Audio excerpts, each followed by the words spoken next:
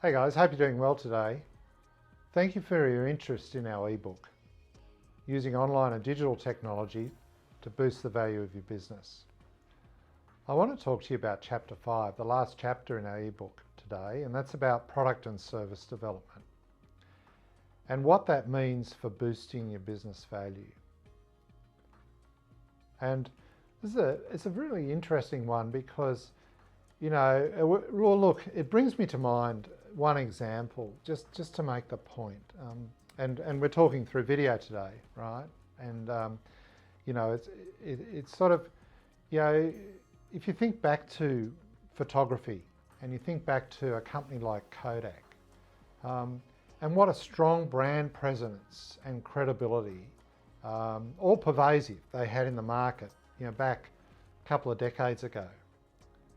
And they're still known and they're still a credible company, but what happened to Kodak versus the other players in that market as that technology's moved into the digital space and the video space and other developments?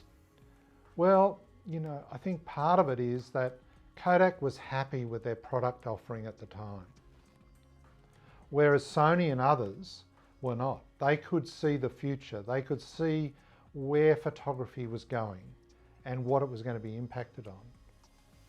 And as a result, that marketplace is very different today. And so, the key learning, I think, if I reflect on that is, be careful not to think of your product as a stagnant product that is going to deliver for you come what may, because that's not the case. And in today's world, with online and digital technology, product development is the cycle of product development is so much shorter. Let's think about a case study here, but I often reflect, in terms of developing products over time, and sometimes, launching a new product might take 1 or 2 years. And typically, the old approach, which I'm not suggesting is not used today quite effectively in some worlds, is, you don't actually share with the customers or anyone else what you're developing in terms of a new idea. It's a new idea, you want to keep it under wraps, and you want to develop it in a back room, research it.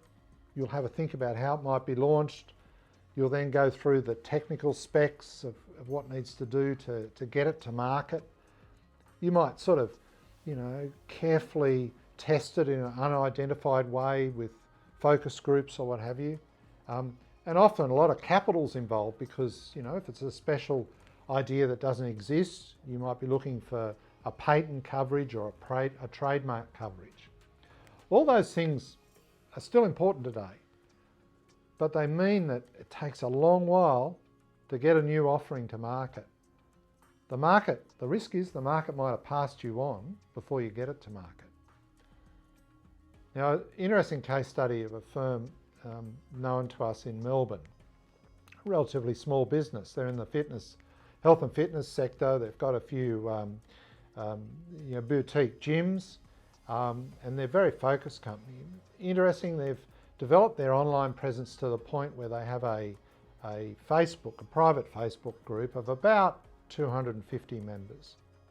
And these are customers, past customers, interested community people, others in their network that are interested in what they're doing. And recently, about 6 months ago, this company thought to themselves, we want to try to innovate our offering. We've got a few ideas. It's going to change the way we deliver part of the offer, and there's different pricing structures that we want to test. How do we actually take the next step of developing that and seeing whether it's right for our business model? So rather than keep that from their clients and try and develop it up behind closed doors, they actually shared it. They shared the ideas through their Facebook group. They pitched it out a couple of different scenarios. They put pricing to those ideas. They gave the group an understanding of what it'd be like to experience these different offers. And they simply asked some questions.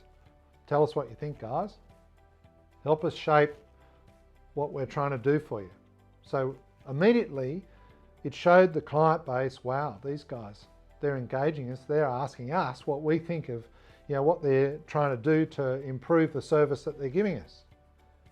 And that process really motivated some unique feedback that helped them as a company navigate through, okay, well, if we're going to launch this, we need to look at these things. We need to take account of how our customer might perceive the approach we're going to take. And they've since launched that offering, and now they're using that feedback loop to iteratively enhance that offering and refine it further in the market. So rather than 2 or 3 years to get things together in order of a launch of a new product, they've been in the market under 6 months with a new product, and they're already looking about the next version. And this is where product and service development using online and business technologies can really enhance the value of your business, because it's having that dynamic process so that you don't end up with a stagnant product offering, and suffer the same fate that the likes of Kodak and others, have to competitors. So, what are the 3 take-home messages from Chapter 5 in terms of product and service development and using online technologies to help improve that? Firstly is engage your customer base. Don't hide innovation necessarily.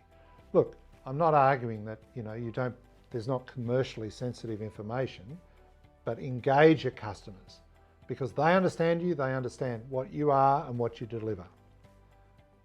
Second, make product development an iterative process with improvements over time. Third, don't have a stagnant product.